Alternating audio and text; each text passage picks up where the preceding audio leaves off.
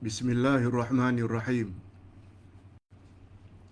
Alhamdulillah nahmaduhu wa nasta'inuhu wa nastaghfiruh. Wa na'udzu billahi min shururi anfusina wa min sayyiati a'malina. Man yahdihillahu fala mudilla lahu wa man yudlil fala hadiya lahu. Asyhadu an la ilaha illallah wahdahu la syarika lah. Wa asyhadu anna Muhammadan abduhu wa rasuluh la nabiyya ba'dah. Allahumma salli wa sallim ala nabiyyina Muhammad wa ala alihi wa sahbihi ajma'in, amma ba'd.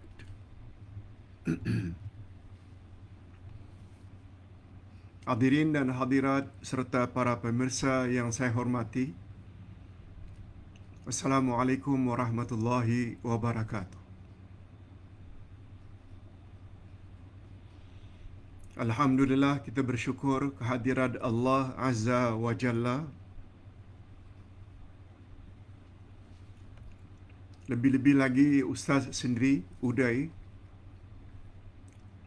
sebab merasa lebih sehat daripada minggu-minggu yang lalu.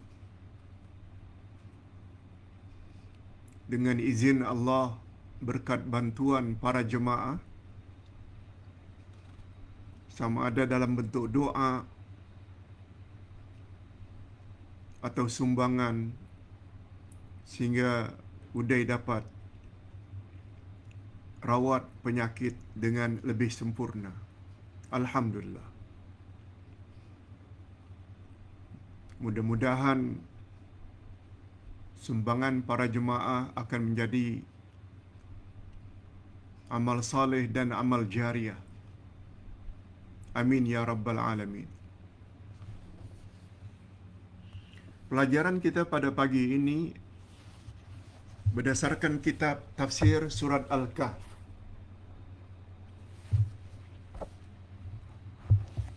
Lihat halaman 139. 139.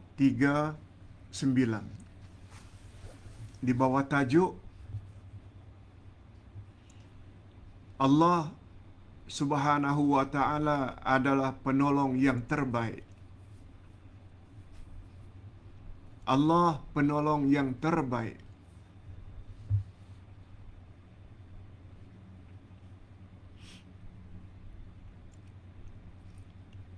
Ayat yang akan kita tafsirkan adalah dari ayat 31 hingga 33. Maaf, ayat 41, 42 dan 43. Untuk pagi ini. Adapun 44, 45, 46 kita akan sambung minggu hadapan insya-Allah. Walaupun dalam topik yang sama.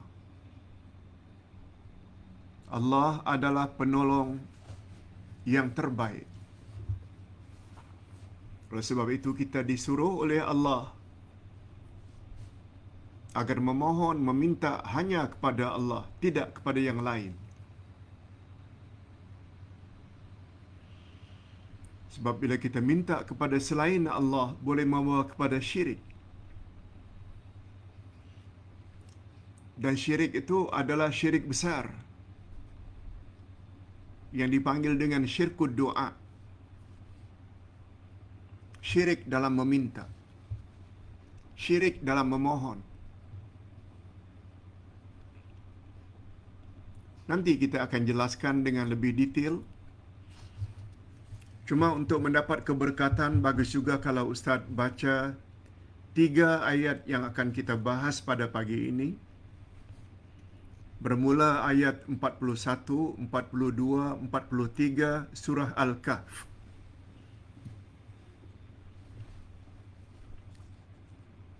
A'udzubillahi minasyaitonirrajim.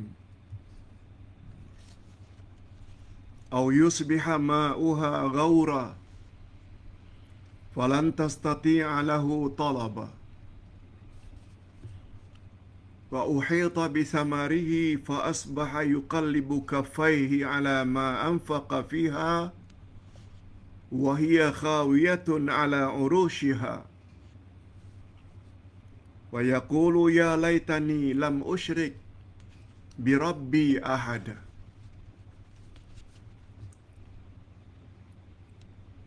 Wa lam takul lahu fi'atun yansurunahu min dunillah wa ma kana muntasira. Terjemahan ayat.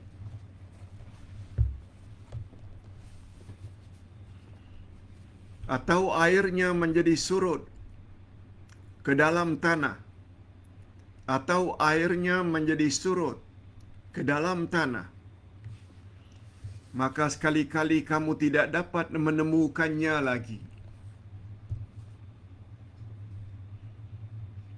Dan harta kekayaannya dibinasakan. Lalu dia membolak-balikkan kedua tangannya tanda menyesal terhadap apa yang dia telah belanjakan untuk itu. Sedang pohon anggur itu roboh bersama-sama para-paranya. Dan dia berkata, aduhai kiranya dulu aku tidak mempersekutukan seorang pun dengan Tuhanku. Dan tidak ada lagi bagi dia segolongan pun yang akan menolongnya selain Allah.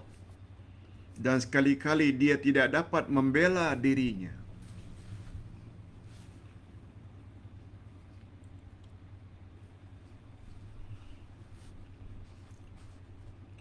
Hadirin dan hadirat rahimakumullah.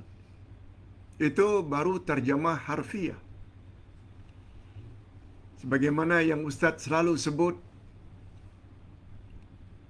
untuk ayat-ayat Quran ada dua jenis terjemahannya.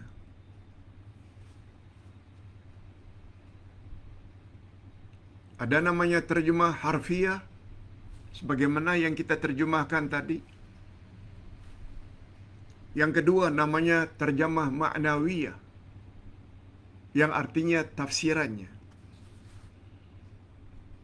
Begitu juga hadis Nabi. Ada terjemah harfiah dan ada terjemah ma'nawiyah untuk hadis. Yang terjemah ma'nawiyah inilah yang disebut dengan syarah. Terjemah ma'nawiyah untuk Quran dipanggil tafsir. Terjemah ma'nawiyah untuk hadis namanya syarah. Itu sebabnya ada tafsir Ibnu Katsir, ada tafsir Al-Mubin, ada tafsir At-Tabari, ada tafsir Al-Maraghi. Itu semua ayat Quran. Sedangkan hadis pula syarah Sahih Muslim, syarah Sahih Bukhari dan lain-lain. Baik. Berikut ini kita akan jelaskan terjemah ma'nawiyah untuk ayat 41. Tapi sebagai mukaddimah bagus juga kita tahu kalau pada ayat-ayat terdahulu, maknanya ayat sebelum ini, Allah menerangkan tentang nasihat orang-orang beriman kepada saudaranya yang kafir, yang terlalu bangga karena kekayaan yang dia miliki. Apakah dalam bentuk kebun dan ladang yang luas lagi subur, harta yang banyak serta pengikut yang ramai. Itu telah dijelaskan pada ayat-ayat terdahulu. Cuma sebagai tambahan, Allah Subhanahu wa taala menceritakan dalam surat Al-Kahfi tentang keadaan dua beradik. Satu mukmin beriman dan satu lagi kafir. Yang beriman namanya Yahuza,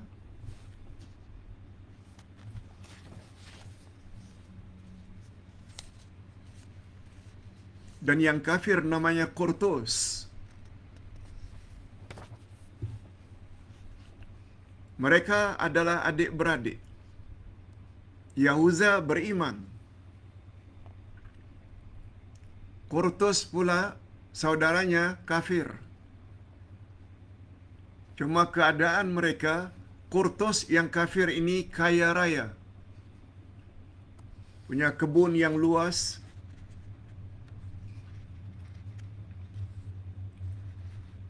Yang berisi buah-buahan yang lebat. Pohon-pohonnya yang subur. Duit yang banyak. Sedangkan saudaranya yang bernama Yahuza ini miskin.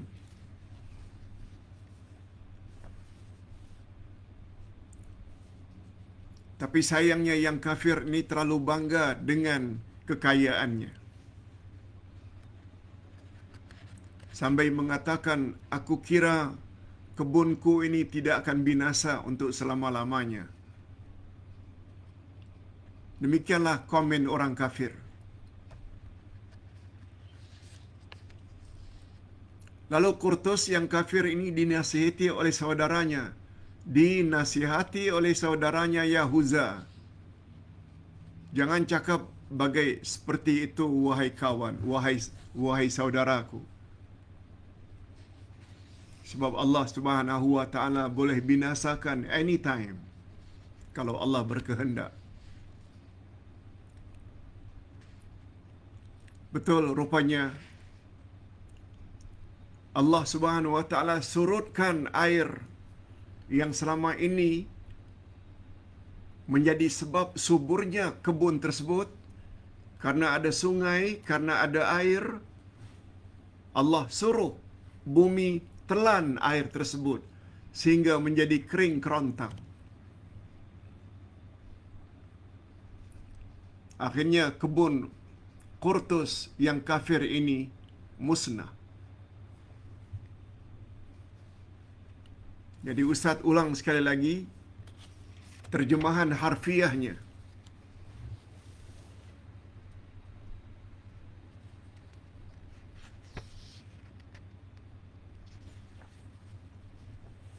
Coba dengar baik-baik. Atau airnya menjadi surut dalam tanah. Maknanya Allah suruh bumi sedut air sungai tersebut. Maka sekali-kali kamu tidak dapat menemukannya lagi. Sebab itu kehendak Allah. Allah Subhanahu wa taala kabulkan doa saudaranya Yahuza.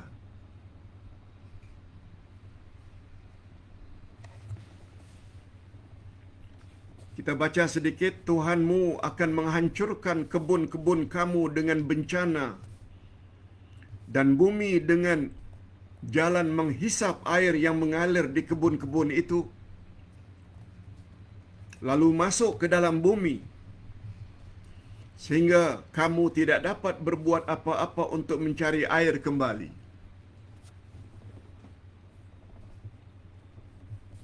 Demikianlah sambungan nasihat Yahuza kepada saudaranya Qurtus yang kafir, lagi sombong. Akhirnya dengan kuasa Allah, nasihat Yahuza itu menjadi kenyataan. Allah hancurkan harta Qurtus dan dia sangat menyesal dengan sikapnya.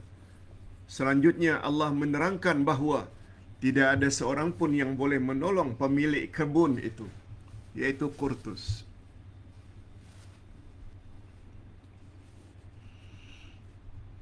Dari ayat ini hadirin dan hadirat, rupanya kalau seseorang itu punya kekayaan tapi salah gunakan kekayaan, tidak syukur nikmat tapi kufur nikmat, dan sombong pula.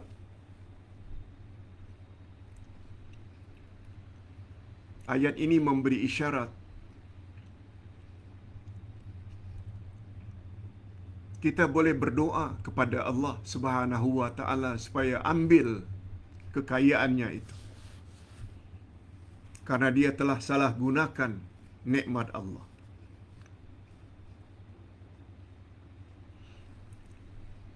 Begitu juga apabila seseorang diberi oleh Allah kekuasaan,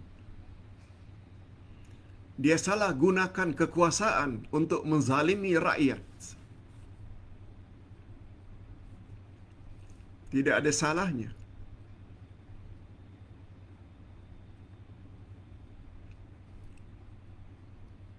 Sebagaimana terjadi pada zaman-zaman dahulu, doa Nabi Musa terhadap Firaun, akhirnya Firaun binasa karena dia telah salah gunakan kekayaan dan kekuasaannya untuk menindas umat, untuk berbuat syirik, untuk menolak Rasul-Rasul Allah Musa dan Harun. Akhirnya Firaun binasa.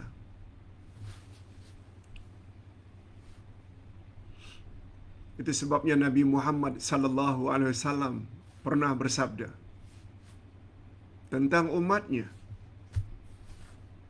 Apa kata Nabi?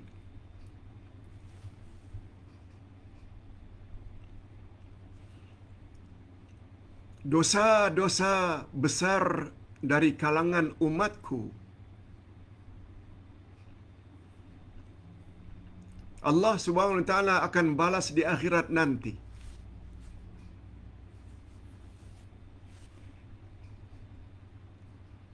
Berbeza dengan umat-umat terdahulu. Allah balas di dunia lagi dosa-dosa besar yang mereka telah lakukan. Cuma kata Nabi menambah, kecuali terhadap dua dosa. Allah Subhanahu wa taala akan nampakkan di dunia lagi sebelum di akhirat.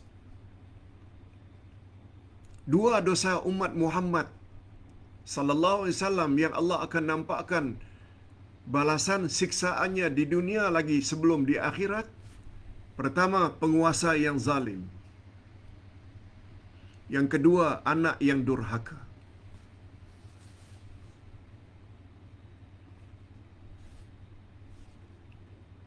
Itu sebabnya barangkali kita masih ingat nasib Reza Pahlavi yang memerintah Iran. Terpaksa lari dari Iran pergi ke Amerika mohon perlindungan. Idi Amin Uganda, lari dari negerinya Uganda pergi ke Arab Saudi mohon perlindungan. Dan terdekat dengan kita Marcos, Filipina, lari dari Filipina ke Amerika mohon perlindungan. Itu di antara contoh.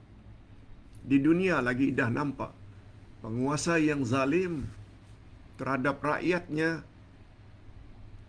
Allah akan nampakkan balasan di dunia lagi sebelum di akhirat. Dan yang kedua, anak yang durhaka. Sama ada kita percaya atau tidak, cerita tentang si Tanggang, cerita tentang si Malim Kundang,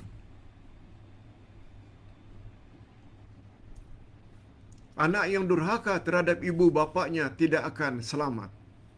Di dunia lagi, jiwa mereka tidak akan tenang. Itu maksudnya. Ini belum lagi di akhirat. Apalagi Rasulullah sallallahu alaihi wasallam pernah bersabda, "Ridallahi ala ridal walidain wa sakhtullahi ala sakhtil walidain." Atau kama qala Nabi sallallahu alaihi wasallam, reda Allah sangat tergantung sampai di mana redha ibu bapakmu, dan murka Allah sangat tergantung sampai di mana murka ibu bapakmu kepadamu. Dua dosa ini Allah akan nampakkan di dunia lagi sebelum di akhirat. Yang lain-lain Allah akan nampakkan di akhirat. Hadirin dan hadirat rahimakumullah.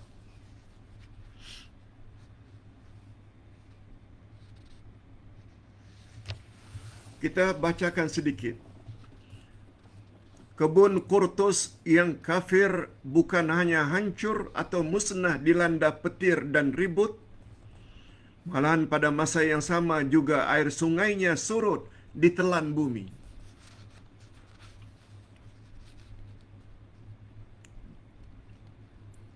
Ini balasan daripada Allah berkat doa saudaranya yang beriman Yahuza.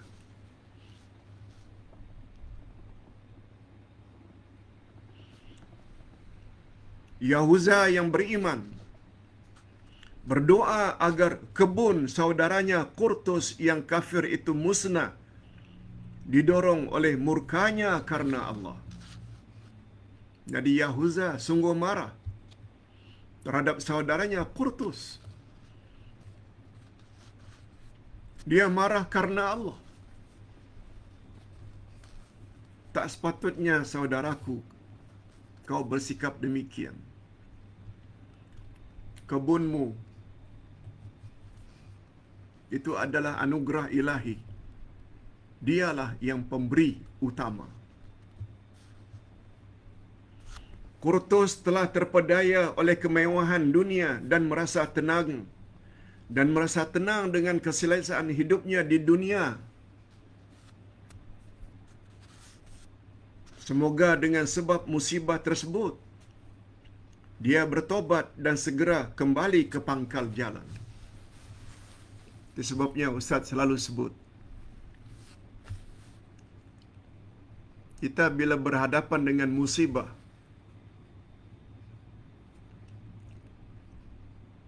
kita sepatutnya ucap Alhamdulillah.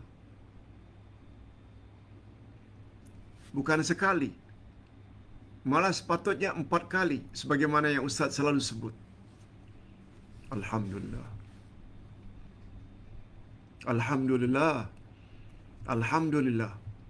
Mengapa 4 kali? Kita dah sebut.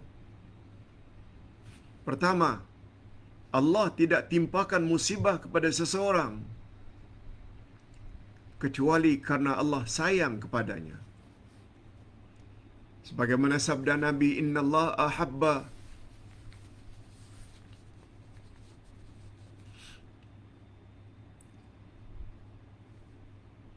Innallaha idza ahabba ahadan ibtalah. Allah apabila sayang kepada seseorang, diujinya orang itu. Kalau kita diuji, itu menandakan Allah sayang kita.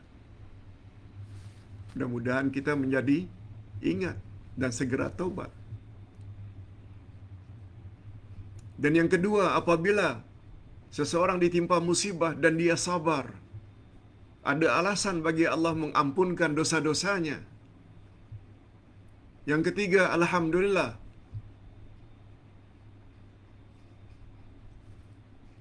Dengan musibah tersebut kita boleh sabar, dan sabar besar ganjarannya. Dan yang ketiga, kita ucap Alhamdulillah. Sebab musibah ada 2 jenis. Ada musibah dunia, ada musibah agama. Sekedar sakit, sekedar rugi dalam bisnes, itu semua musibah dunia, tidak membawa apa-apa dosa. Lain halnya dengan musibah agama. Ingin memuaskan nafsu seks lalu berzina, itu musibah agama. Oleh sebab itu hanya sekedar untungnya bisnes sedikit, kadang-kadang rugi. kita still ucap Alhamdulillah. Sebab itu hanya musibah dunia. Hadirin dan hadirat rahimakumullah.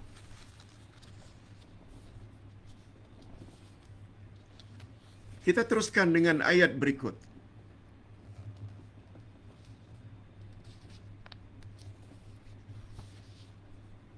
Allah Subhanahu wa taala menyebut pada ayat berikutnya bahawa Qurtus yang ditimpa oleh Allah musibah tadi sangat menyesal. Sambil membolak-balikkan tangannya. Ini adalah kiasan. Dalam bahasa Arab, orang apabila membolak-balikkan tangannya, itu memberi isyarat dia menyesal sangat. Itu sebabnya dalam ayat tadi disebut ya laitani. Ya laitani lam usyrik bi rabbi ahada. Oh Tuhan, kalaulah dulu aku tidak berbuat syirik terhadapmu. Ini memberi makna Qurtus telah berbuat syirik. Cuma sebagaimana yang Ustaz selalu sebut, syirik terbagi dua. Ada syirik besar, ada syirik kecil.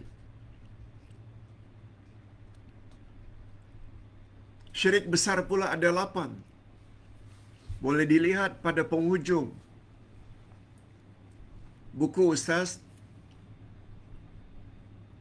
Akidah Ahlussunnah wal Jamaah jilid 1 bahagian akhir. Syirik besar ada 8 jenis. Satu di antara yang 8 itu adalah syirkud doa. Memohon kepada selain Allah. Itu sebabnya kita ingatkan selalu para jemaah,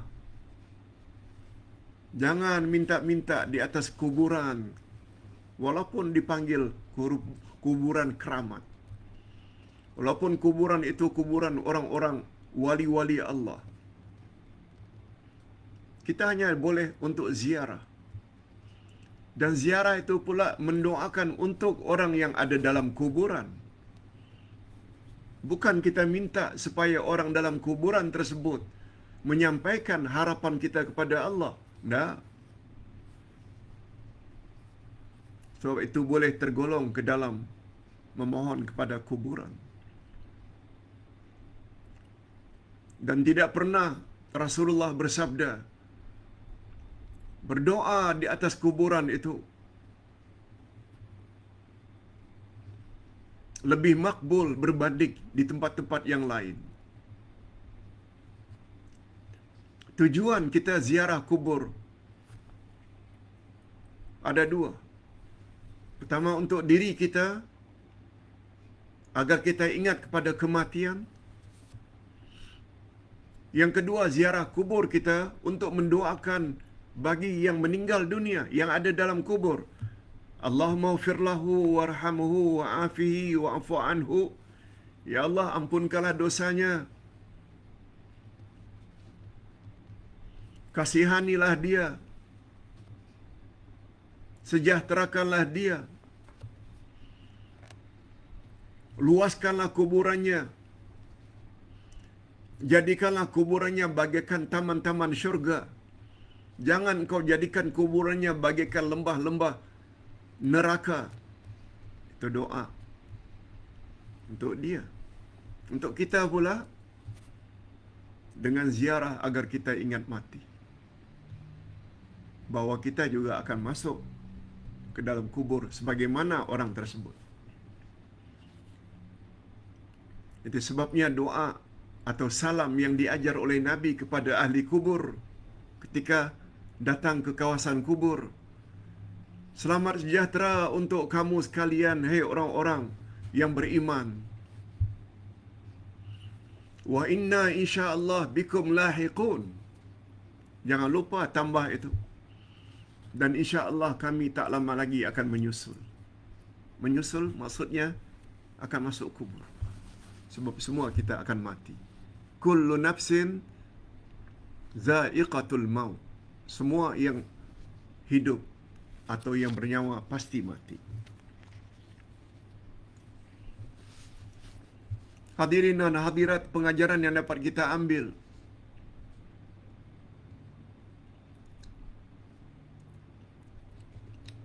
Setelah musnahnya harta dan kebun Qurtus, lalu dia menyesal. Dah terlambat. Dah terlambat.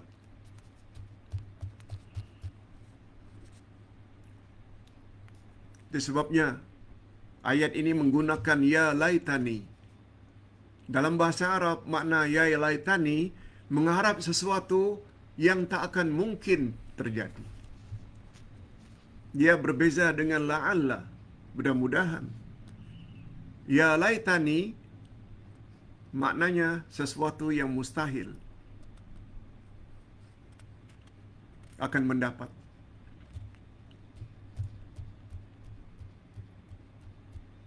Dah terlambat. Itu sebabnya hadirin dan hadirat,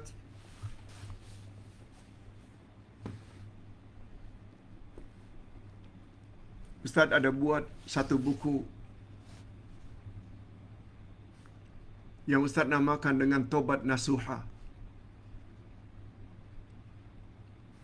Sila baca buku itu. Tobat adalah satu nikmat yang paling besar setelah nikmat seseorang memeluk Islam.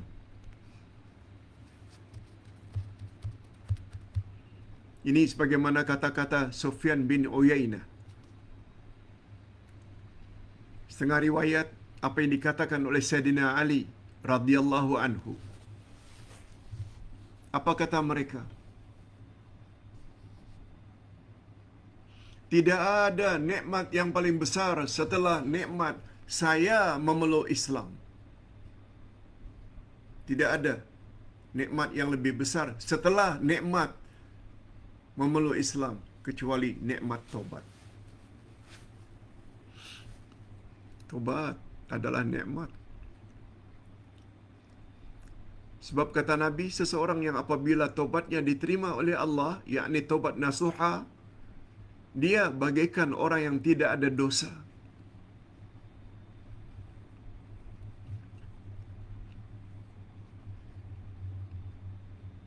Allah tidak akan balas dosa-dosa kita terdahulu karena taubat kita sudah diterima oleh Allah. Itu memberi isyarat taubat sangat mustahak. Tapi ingat, ada ketikanya taubat itu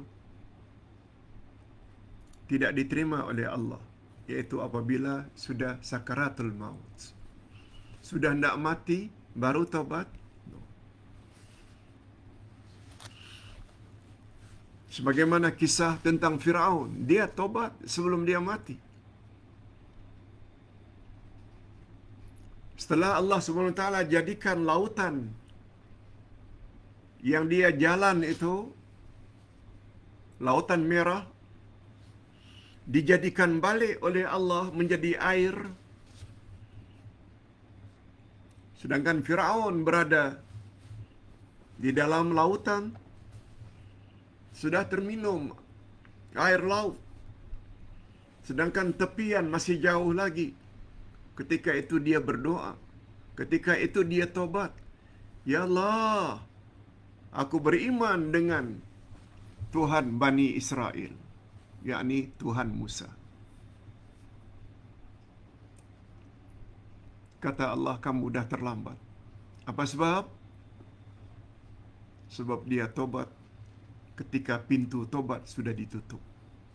Na'udzubillah min dzalik. Hadirin dan hadirat rahimakumullah.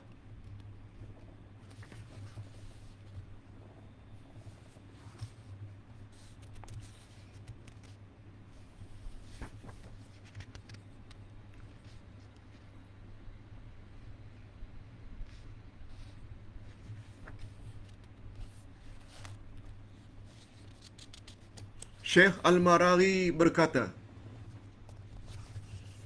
Disebabkan Qurtus telah menggunakan seluruh umurnya hanya untuk mencapai kesenangan duniawi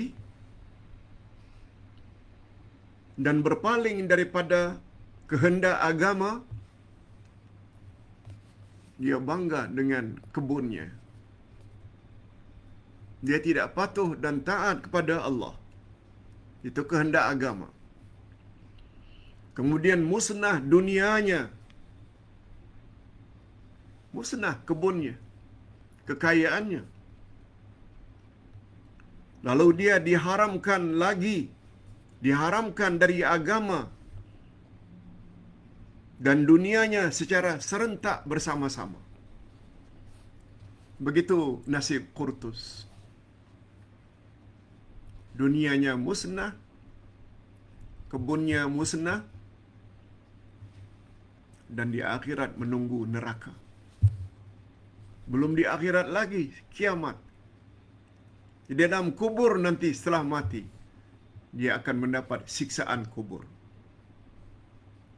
Atas sebab itulah maka semakin besarlah kerugian yang ditanggung.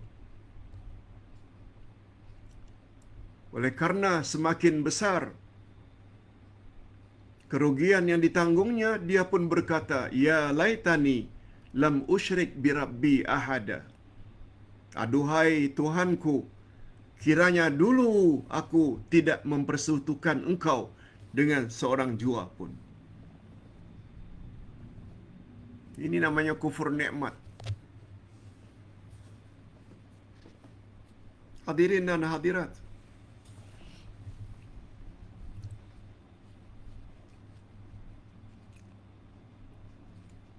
kufur nikmat bukan hanya dilakukan oleh orang-orang kafir.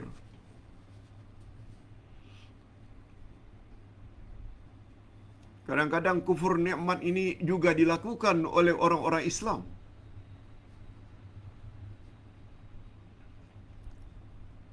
Berapa banyak orang-orang Islam yang berbuat syirik, pergi ke kuburan-kuburan,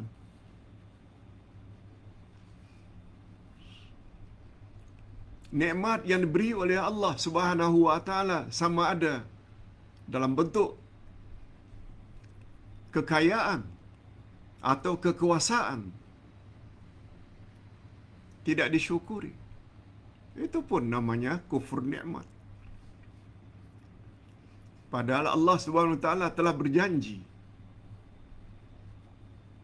dalam surat Ibrahim ayat 7. Semua kita hafal ayat ini. La in syakartum la azidannakum. Bila kamu syukuri nikmat yang aku berikan itu, niscaya akan aku tambah-tambah lagi nikmatku itu kepadamu. Itu bila syukur nikmat.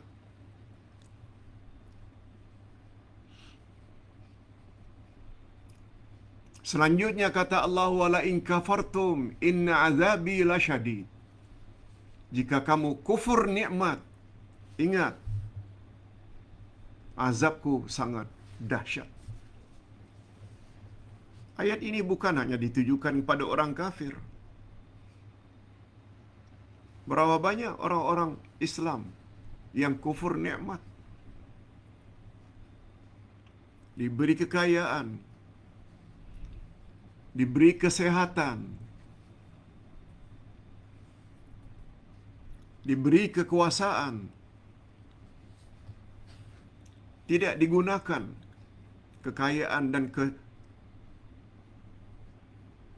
kekuasaan itu untuk menolong agama Allah. Berapa banyak? Oleh sebab itu ingat, semua dosa-dosa besar dari kalangan umatku Allah akan balas di akhirat nanti, kecuali dua saja. Aku akan nampak balasan siksaanku terhadap dosa yang mereka lakukan. Yang dua itu, penguasa yang zalim, dan yang kedua, anak yang durhaka. Demikian topik yang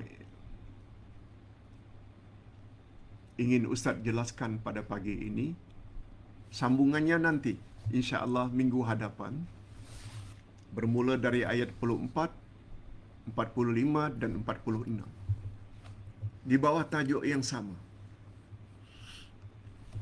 Allah adalah penolong yang terbaik. Harta dan anak-anak hanya hiasan duniawi.